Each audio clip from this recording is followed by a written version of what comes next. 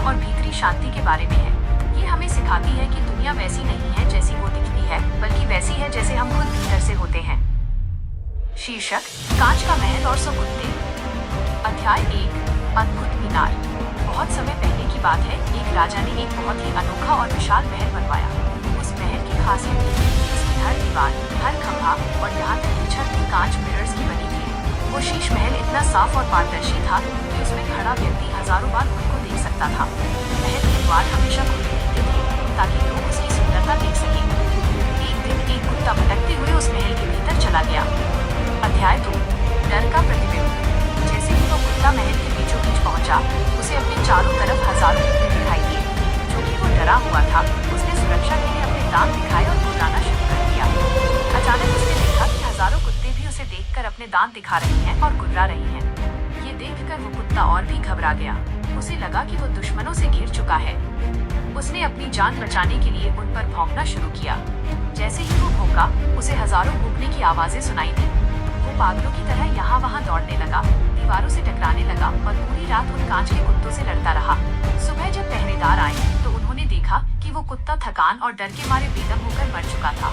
उसे किसी ने नहीं मारा था, वो अपनी ही परछाई से लड़कर हार गया था।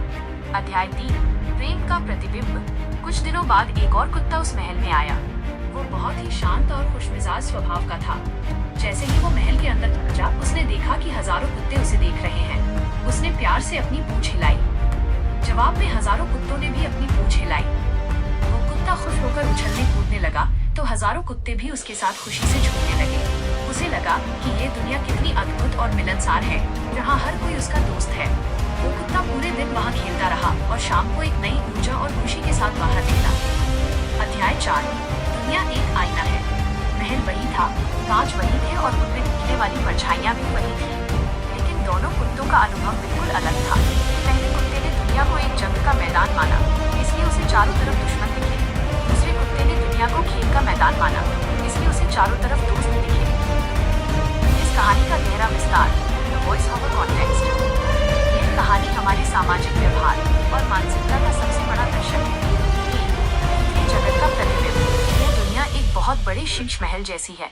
अगर हमारे भीतर गुस्सा, नफरत और शक है, तो हमें बाहर भी वही मिलेगा। अगर हमारे भीतर प्रेम, करुणा और विश्वास है, तो हमें हर इंसान में अच्छाई नजर आएगी। तो हमारा चुनाव। परिस्थितियाँ अक्सर हमारे हाथ में नहीं होती, लेकिन उन पर प्रतिक्रिया, रिएक्शन देना हमारे हाथ में होता है। हम चाहे तो भोग सकते हैं या चाहे तो पूंछ हिलाकर दोस्ती कर सकते हैं। 3. ऊर्जा का नियम। आप जो दुनिया को देते हैं, वही हजारों गुना होकर आपके पास वापस आता है। अगर आप कड़वाहट बांटेंगे तो पूरी दुनिया कड़वी लगेगी। अगर आप मुस्कान बांटेंगे तो अजनबी भी आपके दोस्त बन जाएंगे। 4. व्यर्थ का संघर्ष।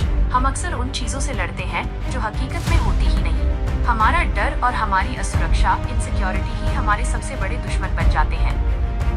जीवन का सबक। अगली बार जब आप किसी से मिले या किसी मुश्किल स्थिति में हो, तो याद रखें कि सामने वाला व्यक्ति या स्थिति केवल एक आईना है। अगर आपको सामने बुराई दिख रही है, तो एक बार अपने भीतर झांक कर देखें। अपनी सोच को बदलिए, दुनिया खुद ब खुद बदल जाएगी।